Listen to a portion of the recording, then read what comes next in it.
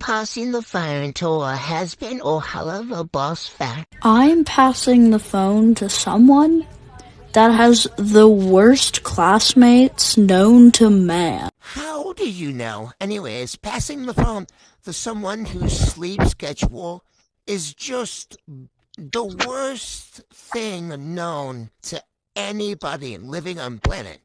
Yeah. Wow. Okay. I'm passing the phone to someone who's madly in love with a fictional character. Okay, well, got called out there. But I am passing the phone to someone who's obsessed with Ochaka Uraraka. You know who you are.